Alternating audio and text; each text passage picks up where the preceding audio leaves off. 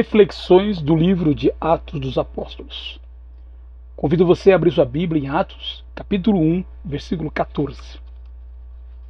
Todos esses perseveravam unânimes em oração, com as mulheres, com Maria, mãe de Jesus, e com os irmãos dele.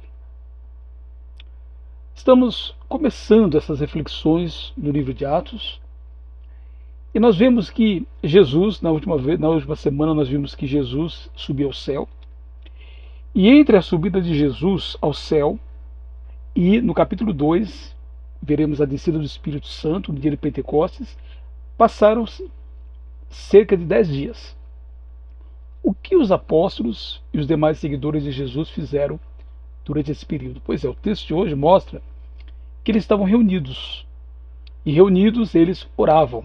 Aliás, eles estavam reunidos possivelmente no mesmo cenáculo onde o Senhor Jesus tinha realizado a última ceia.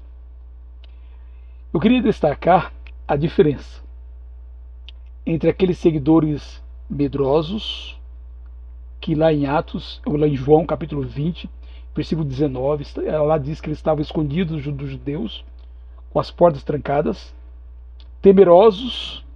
Agora nós temos discípulos confiantes, consolados pela presença, pela ressurreição e pela subida de Jesus para o céu.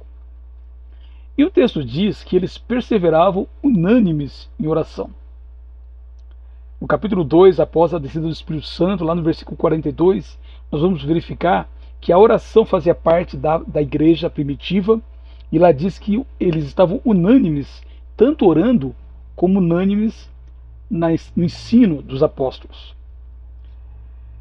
Então, esperar. Na Bíblia, há vários exemplos de pessoas que esperaram. Mas essa espera não pode ser uma espera paralisada, uma espera ansiosa, mas uma espera cheia de esperança, mas uma espera com muita oração. Eu vou mostrar agora alguns exemplos da Bíblia de pessoas que, como esses primeiros irmãos, aqui em Atos 1, eles esperaram, mas esperaram não de qualquer jeito. Esperaram em oração, confiantes de que Deus cumpriria a sua promessa ou de que seria benevolente. Olha só, lá em Lucas 1,13 diz o seguinte: o anjo, porém, disse a Zacarias, futuro pai de João Batista: não tenha medo, Zacarias, porque a sua oração foi ouvida. Isabel, sua esposa, dará à luz um filho, a quem você dará o nome de João. Está lá em Lucas 1,13. Percebeu? Zacarias, mesmo tanto tempo sem ter filhos, o anjo dá a entender que ele continuava esperando em oração até o momento em que a sua oração foi atendida. Deixa-me dar mais um exemplo. Cornélio, o primeiro gentil, o primeiro não judeu que vai fazer parte da igreja.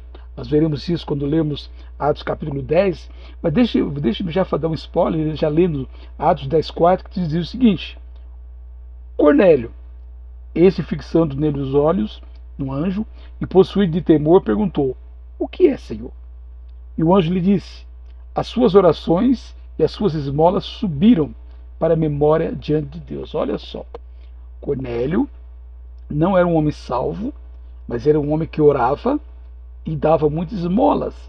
Mas ele orava a Deus, e Deus, no momento certo, se lembrou dele e vai ordenar que ele chame Pedro, o apóstolo, e Pedro lhe mostrará como ele seria salvo, ele e a sua casa. E todo o capítulo 10 de Atos mostra essa salvação. No Velho Testamento, há também bastante exemplo. Após esperar em Deus, Raquel, a esposa de Jacó, que era estéril, ela vai ter um filho. E olha só o que o texto diz a respeito disso. Deus lembrou-se de Raquel e ouviu-a e a fez fecunda. Ela engravidou e deu à luz um filho. Então disse: Deus tirou de mim o meu vexame. Olha só. Eu até já fiz uma mensagem com o tema se já contou o seu vexame para Deus? Pois é, Raquel sentia que não ter filhos para ela era um vexame.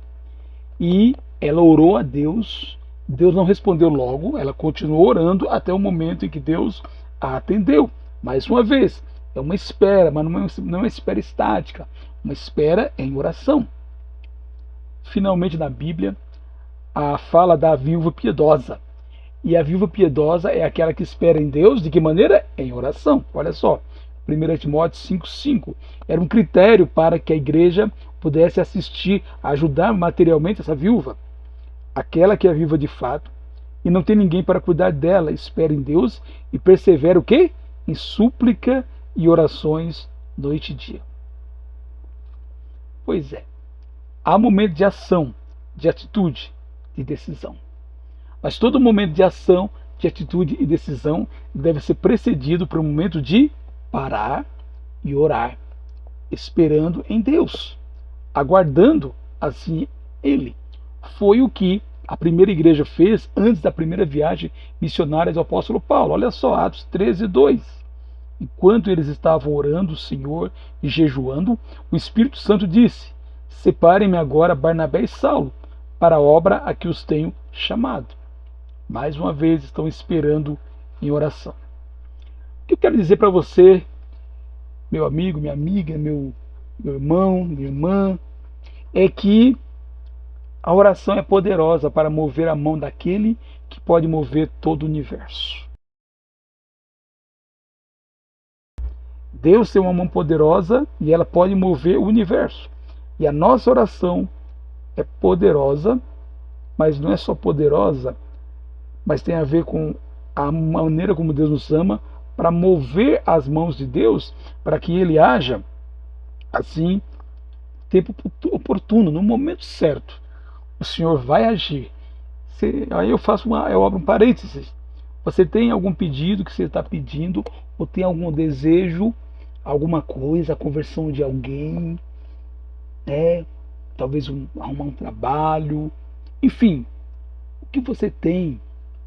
Então peça a Deus, continue orando, esperando, e claro, depois haja. No momento certo Deus vai agir. Eu gostaria ainda de destacar, nessa leitura de Atos 1, a presença de Maria, mãe de Jesus, entre os apóstolos. Então você vê como é diferente, né? Enquanto na religião humana, Maria tem um papel de destaque, ela tem até certos títulos como mãe de Deus, rainha, mãe da igreja. Não. Isso não é bíblico. Isso foi algo criado pelo ser humano posteriormente. Na Bíblia, Maria, ela é a mãe de Jesus, importantíssima, cumpriu um papel importante ao dar a luz a Jesus, e não somente dar a luz, mas a cuidar de Jesus junto com José. Possivelmente José morreu assim enquanto Jesus ainda era jovem, talvez adolescente. Maria, junto com os outros irmãos, com os outros filhos dela, estiveram assim com Jesus, e ela inclusive estava na cruz no momento da ressurreição de Jesus, e agora a primeira igreja está se reunindo, os primeiros discípulos, e Maria assim é uma delas. Porém, nenhum texto depois de Atos 1 faz menção a Maria. Não. É por isso que a igreja de Jesus, o cristão que realmente é fixado no Senhor, ele é fixado na palavra. E ele usa a palavra. E por isso nós não saímos daquilo que está escrito. A maior autoridade é Jesus. Mas na verdade aqui na terra são as palavras de Jesus e a palavra de Deus deixada através dos seus apóstolos e profetas nos 66 livros da Bíblia, em especial nos 27 livros do Novo assim, Testamento. E mesmo respeitando quem pensa diferente, claro, a gente respeita, mas é digno de menção. Tudo bem que lá em Apocalipse tem aquela mulher com a estrela assim, com a estrela na cabeça, e alguns interpretam como sendo Maria. Não é. Ali realmente é um livro simbólico, podemos até falar sobre esse assunto no futuro. Mas Maria desaparece das páginas da Bíblia exatamente porque ela já cumpriu a sua grande missão como mãe assim de Jesus. Aliás, eu cresci numa casa onde a minha mãe, especialmente minha mãe, contava várias histórias sobre Jesus, Maria, José e os apóstolos. Quando eu cresci, comecei a ler, eu confirmei que muitas daquelas histórias que minha mãe contava era verdade, estava na Bíblia. E claro, aí eu acreditei ainda mais. Porém, muitas das histórias que ela contava era pura tradição religiosa, não tinha assim fundamento bíblico. O que eu fiz com essas histórias? Eu continuei respeitando a minha mãe, mas essas histórias para mim assim são apenas histórias, mas não tem fundamento assim canônico, não tem força canônica, porque a força canônica existe apenas nos 66 livros da Bíblia, que é a maior autoridade do cristão, e é ela inclusive que define o que a igreja deve ou não fazer. Quando saímos da Bíblia, vale tudo. Quando saímos da Bíblia, vale tradição, vale histórias, qualquer história é válida, vale a autoridade assim, eclesiástica. Mas para quem é assim, o discípulo de Jesus, sabe que a única autoridade que ele tem é Jesus, e essa autoridade é através da sua palavra. Por isso que tudo que você que me acompanha deve perceber, tudo que nós falamos, fazemos questão de mostrar onde está na Bíblia, qual texto que eu cito, para que você possa verificar e depois assim confirmar se o que eu estou falando está na Bíblia. Porque o apóstolo Paulo ele falou muito bem, 1 Coríntios 4,6, ele diz: não ultrapassem o que está escrito, para que ninguém se encha de orgulho a favor de um em prejuízo de outro. Continuemos com a nossa reflexão sobre o livro de Atos. Semana que vem, permitindo Deus, vamos continuar mais um tempo assim que nós conversaremos. Tenhamos uma semana abençoada pelo Senhor.